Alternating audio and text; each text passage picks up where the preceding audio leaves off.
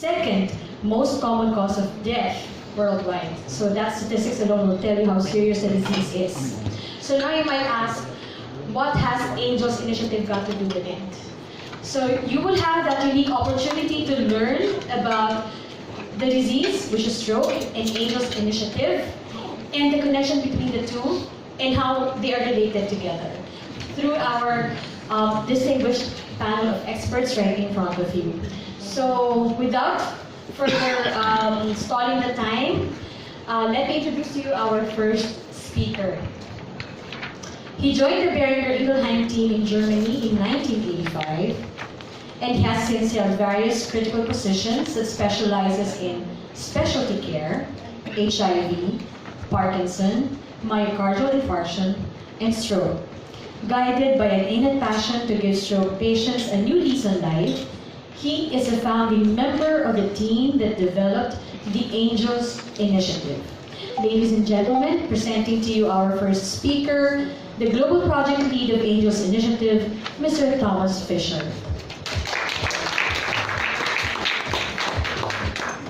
Masaya Agong Nandito ako sa Manila.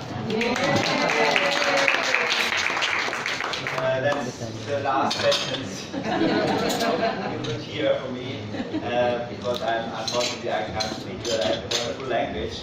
I'm really happy to be here with you. As mentioned before, I'm the head of the Global Angels Initiative. The Angels Initiative is a non-promotional initiative founded by us from Boehringer Ingelheim and working very closely with scientific societies, specifically with the WSO, with the World Stroke Organization. As you heard, stroke is a disastrous disease. It has devastating consequences. Mortality is high, morbidity is high, people are disabled, and now with the new campaign of the WSO, it's even more clear. Everybody, 1/4 of us, people above 25 years, will suffer a stroke. So if you count here, 1 in 4 will suffer a stroke. And still stroke is not recognized by politicians, by the community.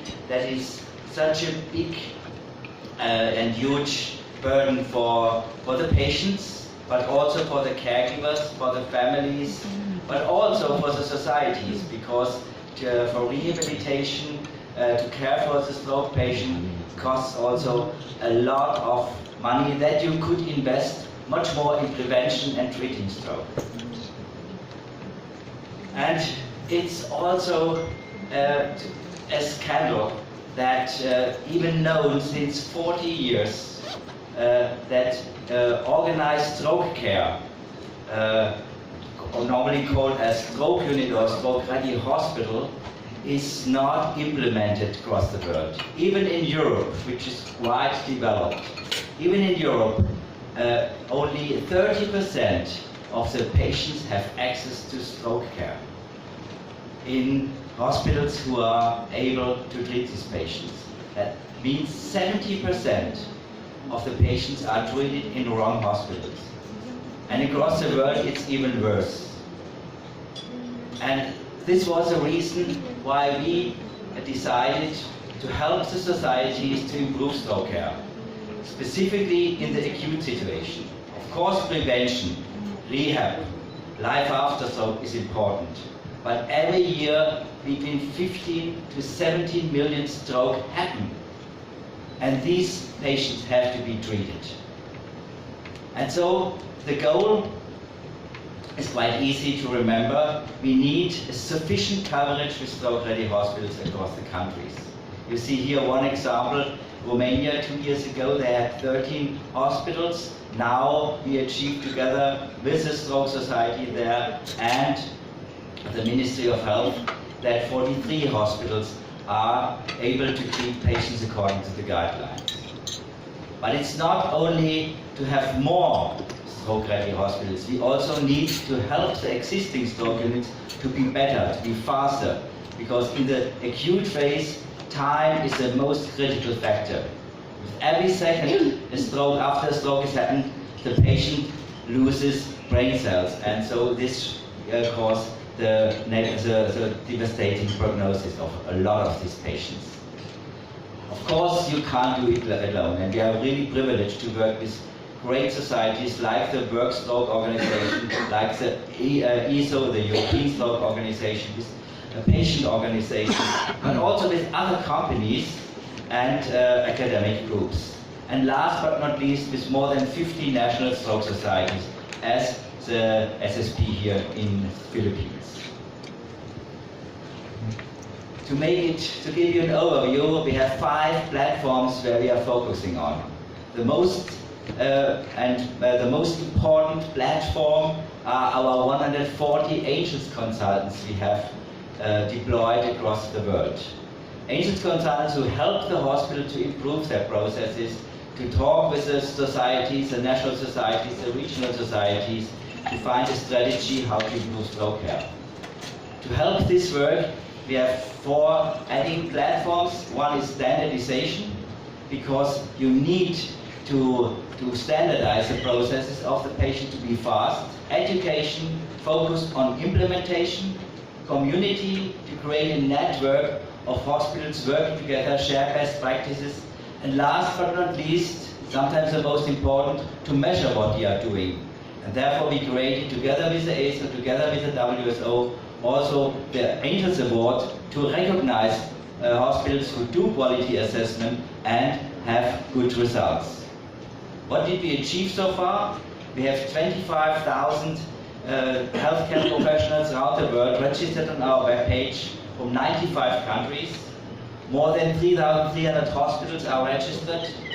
We have more than 150,000 patients in quality registry from more than 1,000 hospitals. And this resulted in Europe, and now we will hear a little bit more later this day about the so-called developing countries outside of Europe. We had 300 award winners at the ASO conference in Europe with 62 diamond winners, which are providing excellent treatment of stroke. Alone in Europe, we helped to set up 140 stroke-ready hospitals. Hospitals who never treated patients before according to the guidelines. So that is really a big advantage for these countries. And in a sample of 800 hospitals, we achieved that the treatment was 30% faster, and the rate of recanalization procedure, which is a causative therapy, raised up by 50%. And so we are really grateful that we can work together with these societies, with the society here in the Philippines, to help all the healthcare professionals to improve stroke care in every country, specifically in Philippines, because every patient counts the same wherever he lives. And it's always great to hear stories like one I just want to tell you, even though my time is up, from the eastern island, far away, somewhere in the Pacific, 3,600 kilometers from with a distance of 3,600 kilometers from the continent. And recently a patient has firstly treated with thrombolysis in this hospital, because it was possible with the Angel Hospital from Santiago de Chile to do via telestroke, telemedicine to treat this patient, and he recovered fully.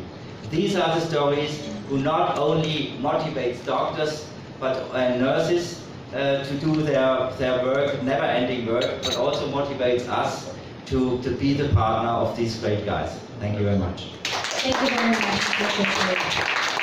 Do we have any questions from our media friends for this particular segment of the presentation? If none, then we can move the question and answer, your questions towards the end during the question and answer portion. Is that okay? All right, great.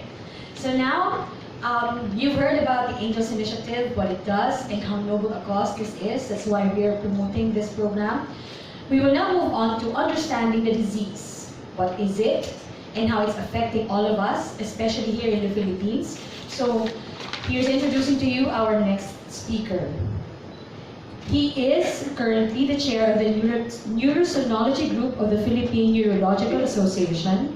He is a fellow of the Philippine Neurological Association and Philippine Society of Critical Care Med. He is currently a professor at the Department of Neurology and Psychiatry, section of Neurology of the University of Santo Tomas, and he was the president of the Stroke Society of the Philippines. Ladies and gentlemen, presenting to you the honorary president of Asia Pacific Stroke Conference, Professor Dr. Jose Navarro. Thank you very much. And good afternoon to each one of you. Professor Ake, Thomas. I will dispense with my own introduction because I know I'm being monitored. I see 1 minute more, 2 minutes more, so I'll just go straight and talk to you about the burden of stroke, right? Any disease, when we talk about the burden, there are certain things that we really need to know. For instance, what we have done, and this was published in a very reputable journal, the International Journal of Stroke, which was published in 2014, wherein we have written up the real burden of stroke in the Philippines. So basically, these are the things that I'm going to talk to you about this afternoon, and it has been written in this publication. All right, so when we look at burden of disease, any disease for that matter, we look at several points. Number one, the incidence, which means how many cases at any given time. Let's say, for instance, how many cases in a year will it occur. The second will be the prevalence. How many of these patients who develop the disease are still in the community, being taken care of, taking medicines, instances like stroke, how many of them would recur. And then thirdly is how many would die when they develop the disease. And the fourth will be the Leyland equality, which means the disability adjusted life years. So let's say, for instance, if you develop the disease, how much years was lost because of the incidence or because of the disease. So in other words, the younger you are when you develop a stroke, the higher will be your die. Can you imagine if you develop a stroke at 40 years and you will live for the next up until 70 years? For 30 years, you're bedridden. Okay, so that's really the burden that we are seeing amongst patients with stroke. Unfortunately, in our country, the Philippine data is not too much on the incidence. It means how many patients develop stroke in a year, for instance. Well, this is a very, very expensive study. So up until this time, we still could not get any funding for this particular study.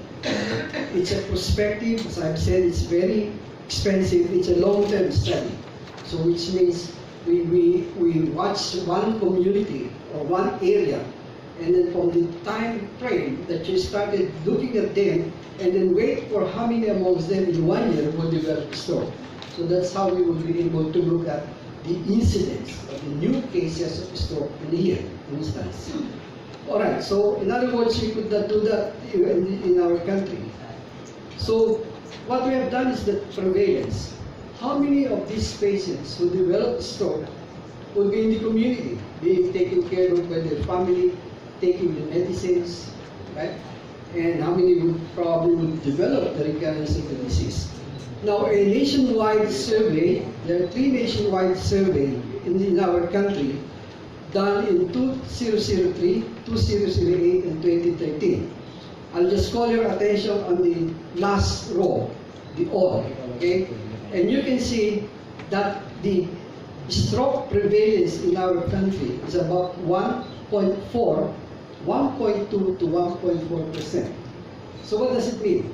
For every 100 people in the community, you will see that 1 or 2 of them had stroke. Okay, so that's how you will look at how common this problem in our community. Just imagine for every 100, 1 or 2 of these patients had stroke. Okay. Now, what I did on my study, this is a community-based, I went to the community, okay? And specifically it is in Morong, Rizal. Probably you're aware of this, in Morong, Rizal, wherein we counted in a big community, in the 19,113 population, we counted how many amongst them had stroke. and we came out with a prevalence of 0.5%. So that's the range that we're looking now is about 0.5%.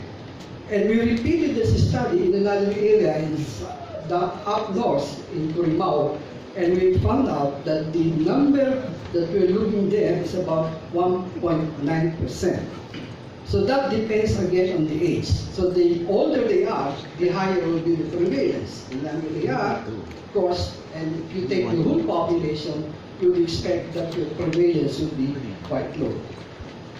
Now the death, as was mentioned earlier, you can see that it's the second most common cause of death in our country. This is our DOH data on the leading cause of mortality. So if you look at this, it's the second most common cause of death after heart disease. This is the expenses that will be incurred by patients who develop stroke. So we have two types of stroke, the ischemic stroke and then the hemorrhagic stroke. And the amount that would be contributed by our insurance system in the Philippines, if you have a stroke, is around 28 to 38,000 pesos. Okay? So probably you can just imagine how much expenses a patient would get into if they will be admitted into the hospital. And this is the share that we get from our government. Now, the total population, these are the resources that we have in our country, in the Philippines. A population of about 100 million, now it's 120 million. There are only 400 neurologists in our country. Only 400 neurologists. And the ratio would be about 1 neurologist per 20,000 or 300. Okay? And we have only how much? We are attending to almost 1 per 1 million or more population. And the other training program that we have is only 9 in our country, and there's also stroke fellowship right now. Okay, the stroke unit, these are units, geographic units in the hospital wherein we admit patients who develop stroke. Okay, and right now, 2016, say 2019, we have about 49 stroke units in our country.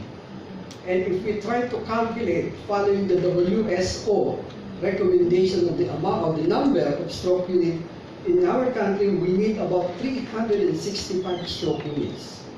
And we have only 46 units at this time. Now the thrombolysis, this is the drug approved by our FDA. This is the only approved drug for acute stroke.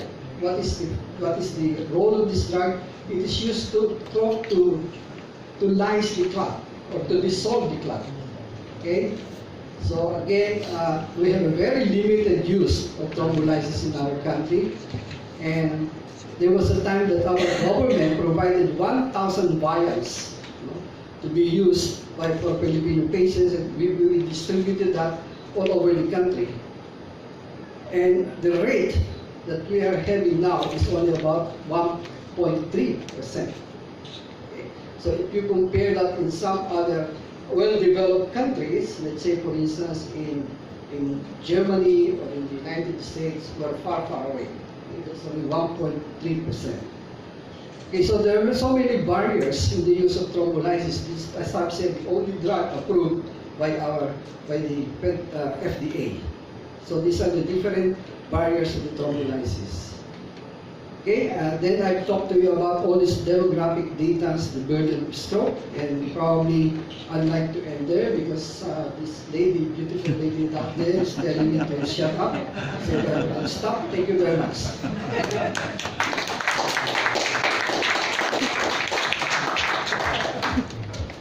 Thank you so much, Professor Dr. Navarro. That was a very insightful presentation, don't you agree? So we now have the data that